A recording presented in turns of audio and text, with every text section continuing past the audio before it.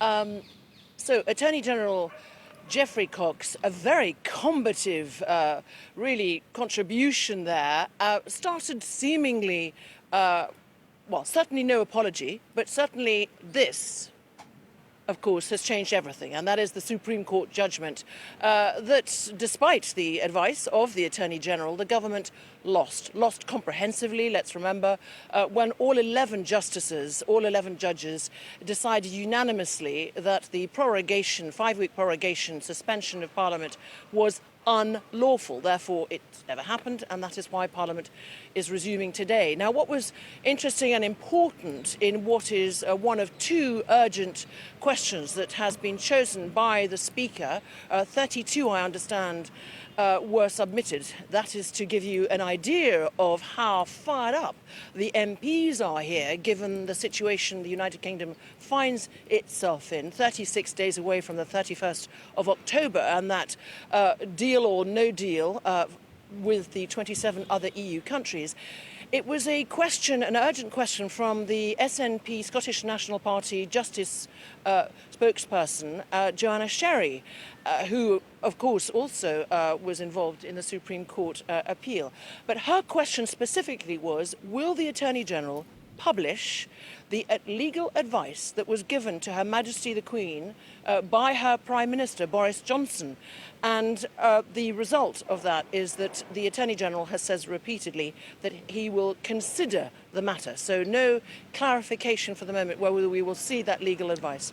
Now, Wednesday, of course, is traditionally PMQs, Prime Minister's questions. I understand that is not happening because Boris Johnson, of course, did not think he was going to be in Parliament today. But we should be getting a statement from him later. Is that right?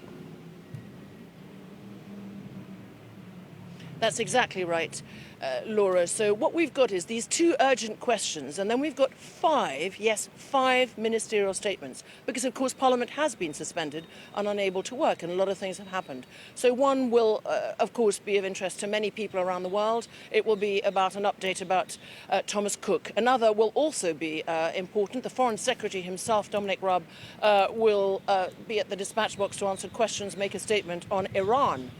So that will be another one to watch. There will be another one on no-deal preparation of the United Kingdom for Brexit. But of course, the one that trumps it all, so to speak, will be when Boris Johnson, the Prime Minister, having hot-footed it and shortened his visit in New York at the UN General Assembly, will come to a very fired up, we think around about 5 p.m. Paris time. So I invite all our viewers to watch out for that, because, of course, there are, since yesterday and that Supreme Court, unprecedented, unanimous, seismic in legal and political, constitutional consequences, Supreme Court ruling.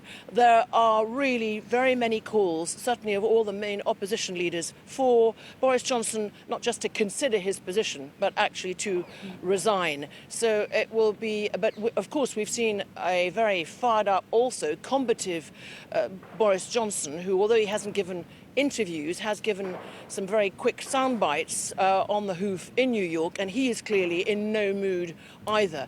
And he wants a general election. And I think I then just going to refer for a few seconds back to the Attorney General. The Attorney General actually has taken on fully Parliament. He has just called it, in incredible scenes in the House of Commons, he said that this is a dead Parliament, that these turkeys will have to vote eventually for Christmas, that they are cowardly, and he said, you know, bring it on, bring on a general election, but basically you're too cowardly to do so. You are dead, you have no moral right to be sitting here on these benches anymore. So very combative government coming out today in Parliament, and we will see that statement later on. And of course, he'll have to answer very many questions. The Prime Minister himself, Boris Johnson. Yep, it's going to be a long